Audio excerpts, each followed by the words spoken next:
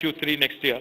And Mahima also says it could be, depending on the epidemiology of the virus, it could vary. See, as I said, we have taken the most technology challenging route to this particular vaccine candidate development. I mean, bearing in mind that when it comes as a successful candidate, that it offers tremendous advantages over other vaccines because one, the cost will be low. Next is it would provide lifelong immunity, which we hope that would do with a single dose. And we are hoping that somewhere between, because it's a live attenuated codon deoptimized vaccine, we are hoping that somewhere between Q2 to Q3, we should have something in our hand. Q2 to Q3. And you're saying that your vaccine will have a potentially longer impact and it will be more affordable. Yeah, because it stimulates, I mean, there's a lot of published literature how a live attenuated vaccine works because it stimulates both humoral and cell-mediated immunity and also a very good memory as well. So we are hoping that one or at the most two shots will protect for lifetime. Thank you, Anand. Krishna, we'll let you have the final word. I know you're working on 3 different vaccines in 3 different parts of the world. Tell us what you believe is going to come out first. Also tell us how you see this remaining effective and the efficacy of the vaccine per se. How do you see that also helping us? I think globally by next year at least 10 to 15 vaccines will be there in the market, different platforms. But this is the first time cancer biologists are getting into the vaccine field. This is very surprising things we're seeing a transition. And now they are bringing their adjuvant, their strategy of immunity is bringing into the vaccine field now, first time. So what we have is right now is the Th2 response. And now people are realizing Th2 is no use. We need Th1, cell-mediated response. That's a good sign, already figured out that. So when you have that figured out, now adjuvant will come in, live vaccines, other things will come in, and that will take place right now. And people will figure out whether maybe live combined with inactivated, inactivated with the live, all these combinations will come out. By next year, they'll figure out the science. And I'm very optimistic because the intensity of the research, first time I'm getting in, and the immunology will build up. See, something earlier, immunology was working separately, vaccine field was working separately. This is the first time I'm seeing integration of the both right now. And I'm very optimistic that you're going to see, and people are going to follow whoever, suppose we vaccinate the phase 1 trial, we're going to monitor them next 2-3 years. And we have done typhoid conjugate, we monitored 5 years, it's gone down, then immediately we shot with another booster, again shot it up. So we follow them, those people. It's not that the clinical trial is over, we left off the patients. We're going to monitor them continuously. And when that goes down, we're going to understand again science. So clinical research is going to be an important field right now in this, more than the biological R&D angle, more than R&D, it's going to be clinical research, which is going to tell us a lot of things. Understand. But the dates that you're looking at, the timelines that you're looking at? I think the media is there. I don't want to comment. I'm very scared of that. Well, we've said enough for them to cover. But listen, the good news is this. The good news, I believe, is that there will be a vaccine. Now, that's what the industry seems to think. That's what they're confident about. Now, the not so good news is that we may have to wait. We may have to wait for another 6 months or 9 months or 12 months, depending on whose perspective and what prism you're looking through. So therefore, we have to ensure, as Dr. Soumya Swaminathan pointed out so eloquently, she said the new normal, the new way of life that we all have to get used to, the physical distancing, the masking, the ensuring that we sanitize, ensuring that we don't pass the infection, ensure that the government test, and also continue to isolate, continue to flatten the curve as we've been talking about for a while. All of these things are points that you will keep hearing over and over the next few months. Once again, I compliment the entire life sciences ecosystem in the state of Telangana and particularly in Genome Valley here. You guys are, like I said earlier today at Bharat Biotech, you guys are no less than the frontline warriors because you've been exposing yourself to these viruses, these microbes which potentially have a huge detrimental effect on your health. But you've been fighting this battle and you give us that ray of hope. You give us that absolute faith that positive things are around the corner. So my compliments to the entire life sciences ecosystem in Genome Valley. Once again, I'd like to thank Dr. Soumya Swaminathan who joined us from Geneva, the Chief Scientist of World Health Organization, and Mahima Datla of Biologically for joining us. Ma'am, thank you. I was just about thanking you, but I have one last question before we sign off. One last question. Ma'am, you've done extensive work in tuberculosis. Your research is, you're considered pioneering and benchmarking.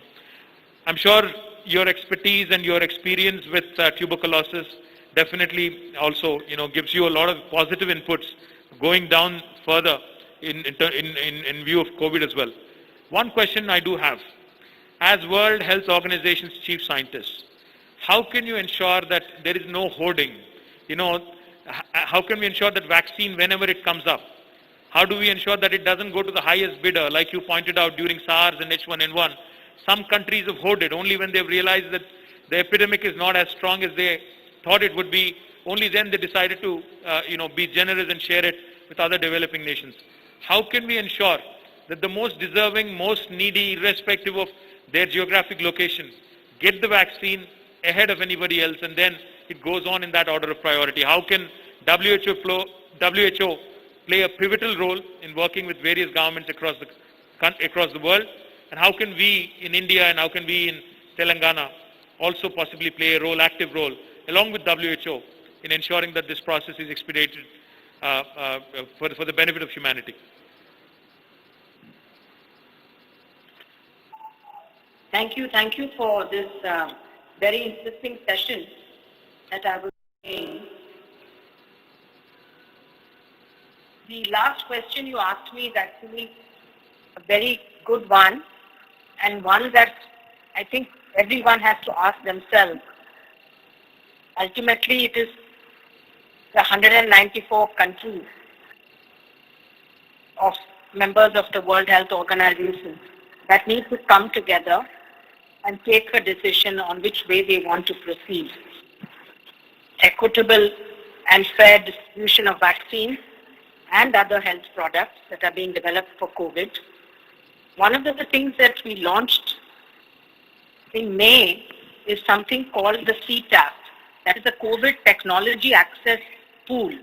This is to encourage governments as well as companies to pool their technologies and intellectual properties, anything related to COVID. It also includes data, research, knowledge, but could also include patents on vaccines and on drugs. And we hope that this technology access pool will be a mechanism for people to be able to share their discoveries and share their knowledge freely, so that more people can be benefited. And we have seen this happen actually in a large number of cases. People have actually created something and said, this is for use and benefit of the public at large. When it comes to drugs and vaccines, which are developed mostly by private companies, things become a little more complex. And the usual practice is for those companies to retain the IP. So we have to see here whether we can change that paradigm. And even if IP is retained, there should be technology sharing. Because in the case of vaccines, it's really a question of the know-how. And finally, it's the political leaders who will make the decisions, because every country is governed by their own laws and their own leaders, their parliament or governance structures. And they can take decisions which are a sovereign right.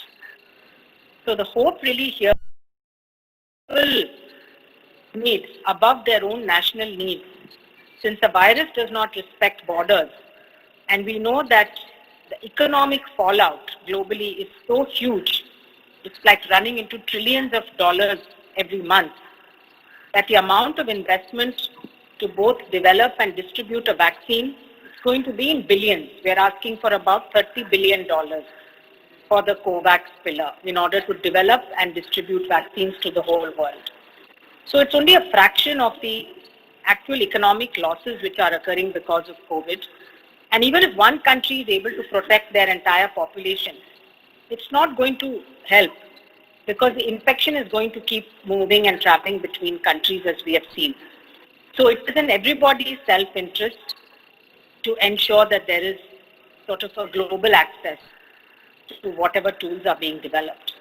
So let us hope that the global solidarity takes precedence over vaccine nationalism. And so what we would like to see is solidarity and vaccine multilateralism, where wherever, regardless of where vaccine is developed, whichever country, it's made available to the world based on some of the criteria that we had talked about earlier. And I'm sure that India would be a leader in that philosophy and that goal. The Prime Minister has often spoken about innovating for not only Indians but for the world. And so we should actually be in the forefront of advocating for this and also for following this principle and helping other leaders also take the right decision. Thank you. Thank you, madam. Thank you so much for joining us, and thanks for taking the time out and actually giving us sharing a lot of thoughts with us. Once again, I promise all three of you, the industry leaders here, that we will continue to champion this angle of decentralize, fund, and also be flexible in terms of our regulatory framework with Government of India. We will be your advocate from state government in ensuring that your voice is heard and the life sciences ecosystem in Hyderabad and Telangana is further strengthened. So thank you very much, Dr. Swaminathan. Thank you, Mahima. Thank you, Anand, and thank you, Krishna, once again for joining us. Look forward to strengthening and augmenting our ecosystem here. Thank you. Thank you, ma'am. Cheers.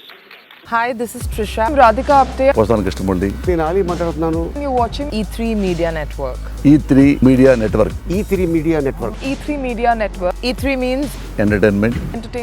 entertainment.